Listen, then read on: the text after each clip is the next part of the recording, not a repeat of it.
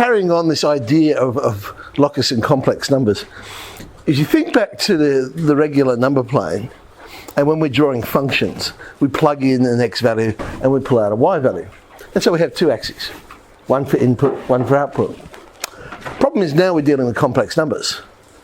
And so our input has two values, a real and imaginary part. And our output has two values, a real and imaginary part. So we actually need four axes to display the point, the input and the output. Now obviously you can't do that in the real world because we need a fourth dimension. So what we tend to do is have two Argand diagrams. One for the input, one for the output. So let's explain. So we've got some function and we want to plot it. So W is some function of Z. So they'll then ask us to find the locus of W or maybe the locus of Z, depending on the information they've given us. Now, they'll need to give us some condition for omega or Z. The idea to solve the problem, whatever the condition is, that's what we're going to make the subject, and then we'll play around with that. So some ideas we use with this. If the condition they tell me is that omega is purely real, then how do I interpret that? Well, from an algebraic point of view, I'll interpret it as the imaginary part is equal to 0. And I can go and solve that. From a geometrical point of view, I can think about arguments. And if it's purely real, then it must lie on the real axis. So its argument is either 0 or pi. Purely imaginary, similar sort of thing. If I was doing it algebraically, I could say, well, the real part is equal to 0. If I'm thinking about the picture, the geometry of it, now it would be on the imaginary axis. So the argument would be plus or minus pi on 2. Then there's this common sort of situation that we see. Argument of, and then inside, you have this fraction where there's a linear function on top and bottom. So, z plus 2 on z minus 3 or something like that. And it's going to equal some fixed amount. That locus would turn out to be an arc of a circle. And I'll explain more about that later when we look at an example. It turns out it'll be a minor arc if that angle is bigger than pi on 2. It'll be a major arc if it's less than pi on 2. And if it's equal to pi on 2, then it's halfway, so it's a semicircle. Right, so example. Here's our function. W is equal to z plus 2 divided by, the condition we've put on it is the modulus of z is equal to 4. So what we're saying is we're going to input all the numbers that have a modulus of z equal to 4. So if we were to draw an input diagram, it would be a circle raised 2. If we didn't put a restriction, then it would just be every complex number, and so I guess we'd shade the whole number plane.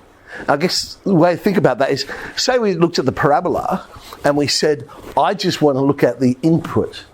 What would we draw? Well, it'd just be every number on the number line. So in those sort of functions, we don't have a restriction on the input. In other words, we don't have a restriction on the domain. Our domain is every possible number. But for this one, we are restricting, if you like, the domain. What we're inputting. We're saying, I'm only going to plug in numbers such that their modulus is equal to 4. What will the answer look like? So the other diagram, what will the answer look like? So let's make the condition the subject. Yes, it should have been Z. There we go. Let's make Z the subject. So playing around with it, eventually, there we go.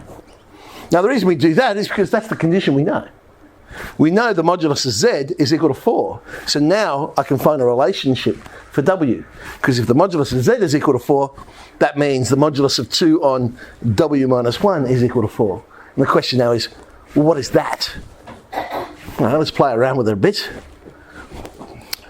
Absolute value 2 is, of course, 2. Flip it upside down.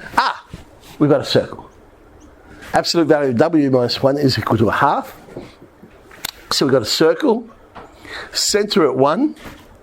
Radius of half. The only thing, I guess, is, are there any restrictions? Now we go back to the input. What number couldn't I have inputted?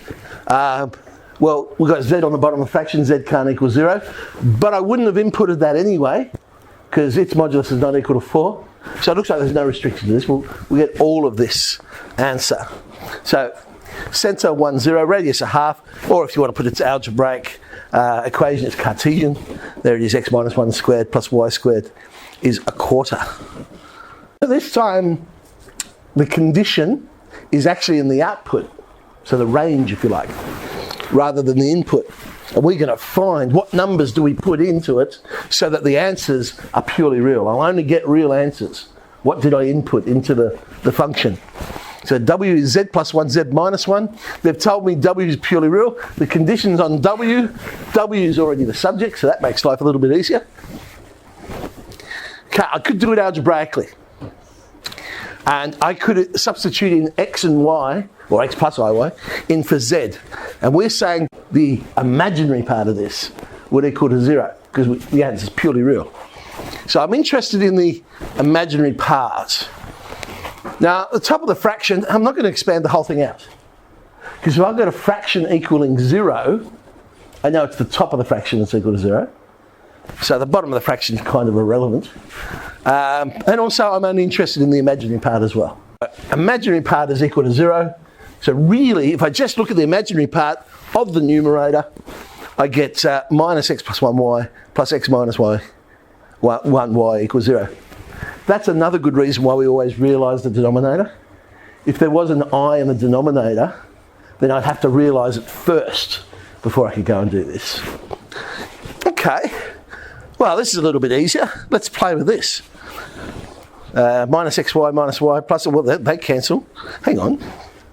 Oh, y equals 0. What we're saying is, to get answers that are purely real, I'm going to substitute numbers in that are also purely real. Y is equal to 0. However, there is an exclusion in this case, because if we go back to here, bottom of the fraction can't equal 0. So it would be, hang on, yep. So z cannot equal 1. So just double checking there to make sure, yes, it is the locus of z we found. So z can't equal 1. 1 would have a imaginary part of 0. So I do need to exclude it from this. So bottom of the fraction can't equal 0. Okay, how would I do it geometrically? I think it's much neater. Now I know the argument is going to be either 0 or pi. So the argument of z plus 1 on z minus 1 is 0 or pi. Interestingly, that's that function I was talking about before. Argument, linear function on linear function. However, this one is not an arc of a circle.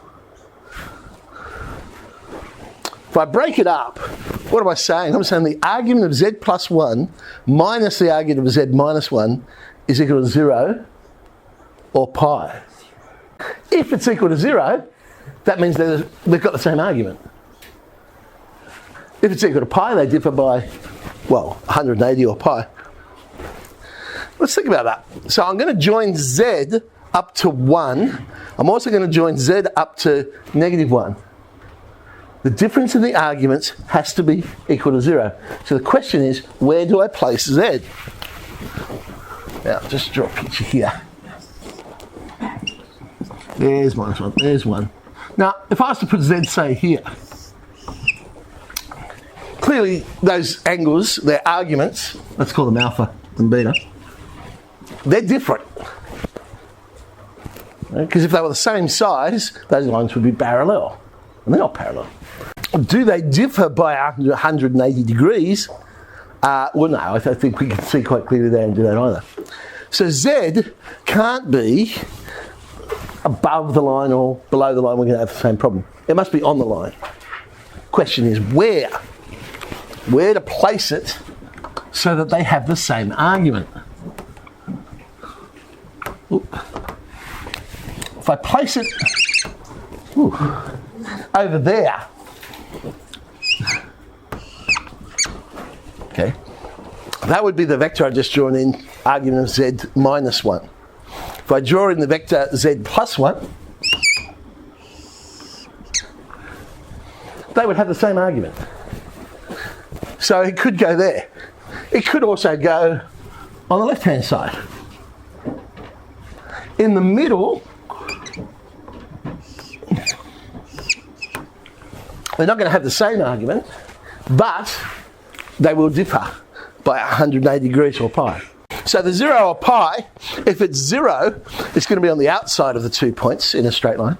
If it's pi, it's going to be on the inside of the 2 points. But we said with rays, we exclude the starting points.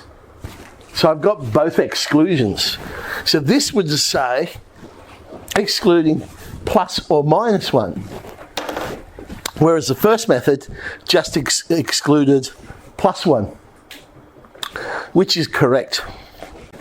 Always go back to the original question. And the original question was this. W equals Z plus 1, Z minus 1, and W becomes purely real. If you substitute negative 1 into that, we get that W is equal to 0. And we do classify 0 as a real number. It's just that I've used geometry, so I've changed the question, because the original question was that. I changed the question to find, the argument of Z plus 1 on Z minus 1 equals, it's a different question, which can solve the problem, but it was not the original question. So, similar to other things we've seen, always go back and just check the original answer if you're looking for things like restrictions and what have you. All right, let's have a look at this great one. This is the one that is the arc of a circle. I've got a linear function on a linear function, and it equals a number. So we're saying the argument of Z over Z minus 4. The way we can interpret, same as I just did with that last one, if I split it up. If I join Z up to the origin, and I join Z up to 4, the difference in the arguments should be pi on 6, or 30 degrees. All right. I've decided to put mine underneath. Question is, how did I know to put Z below rather than above? And it all comes down to the angles. Okay. The argument of Z is bigger than the argument of Z minus 4, because we subtracted and got a positive number. So therefore I've got to be below the axis in this diagram. Because if I was above, let's have a look at the picture. If I was above, ooh, not that one.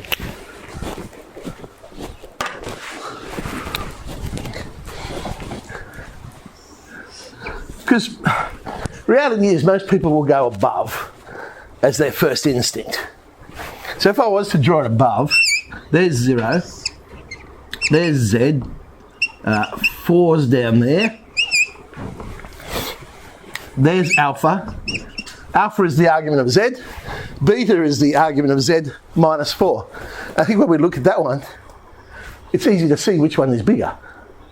I hope. Which one's bigger? Beta. Yes, it's got to be the beta, purely because of the exterior angle of a triangle, I guess. It adds up to alpha plus the other one, so it's got to be bigger. Well, our situation, we're saying it's actually smaller. So it can't be above, must be below. Because below we're dealing with negative numbers. So we've got that small number, but it's negative small minus big, so we end up with a positive number. Yep. So possibly the easiest way is to check the above case, because it's probably easier to think about using positive numbers. If that doesn't work, well, logic says it must be below rather than above. Okay, we know we're below. I know I've got an arc of a circle. Now, if there's an arc of a circle, the line joining 0 and 4 must be a chord of the circle. I know that the perpendicular from the centre bisects the chord. Now, I'm talking about a major arc here. So the major arc must be, that means the centre is below. So that was my next decision there. Why did I place the centre below? I've got a major arc So the centre must be down here. If I had a minor arc,